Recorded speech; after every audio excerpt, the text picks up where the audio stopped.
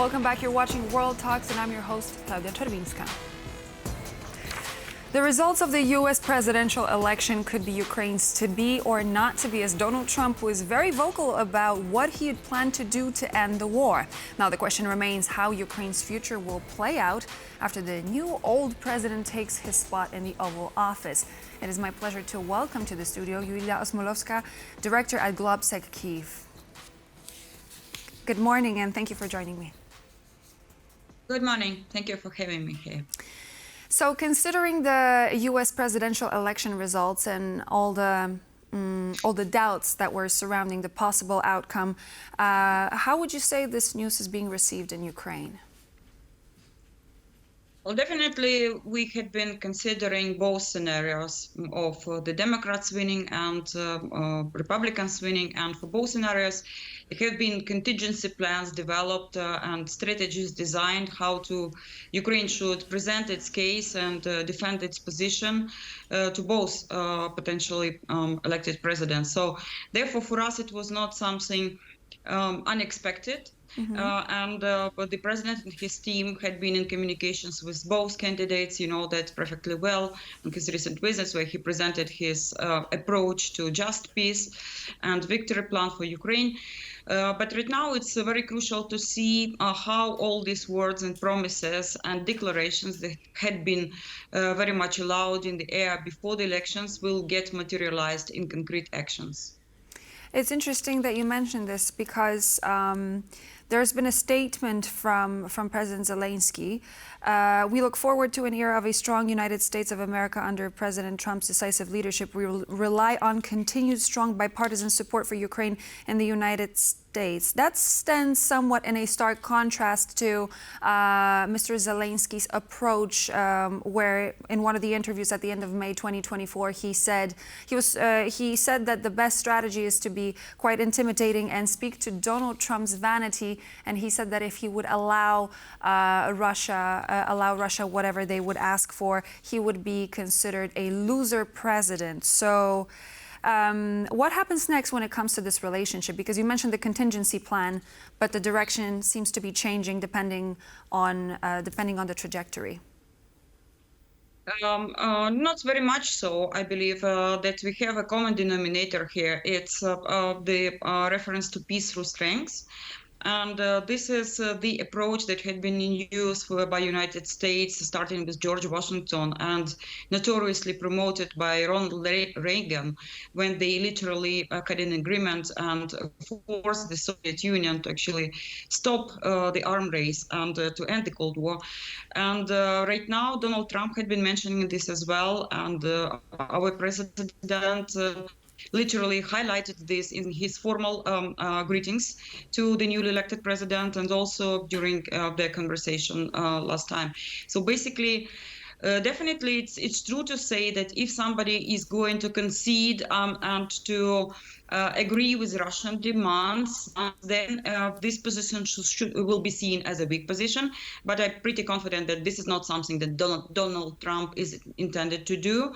He is intended to promote his vision for this immediate ending to this war. And what very important will be is whether his view, his vision will be accepted and coherent with the views of Russia and Ukraine.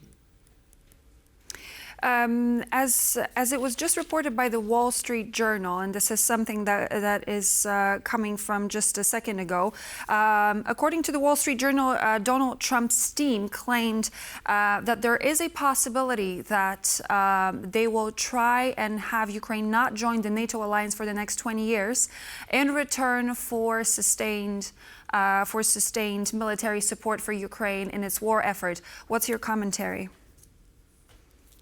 I think that we have to look in the essence, and the essence is what will be the best security guarantees for Ukraine to ensure that Russia will never attack again.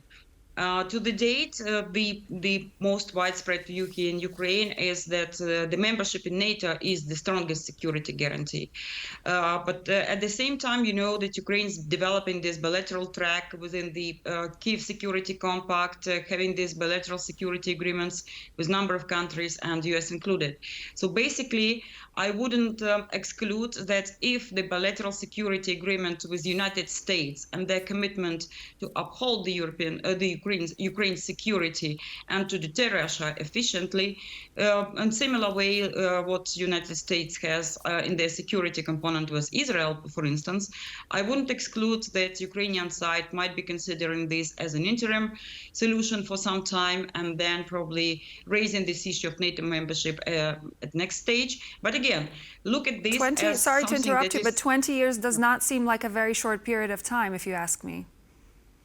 Yes, Not an and I interim was going to solution. say- Yes, and what I was going to say that what Trump and his team is going to suggest, it's something that their vision, but this vision has to be agreed somehow with Ukrainian side as well. So I wouldn't exclude that something different might come out of these negotiations that will be around these issues.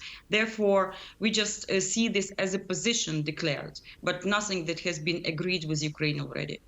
Obviously, this is just something that was reported on, and I mean, we've only known about Donald Trump taking the 47th presidency over the United States only in the last 24 hours. But do you think that this would be somewhat an option that Mr. Zelensky would actually consider?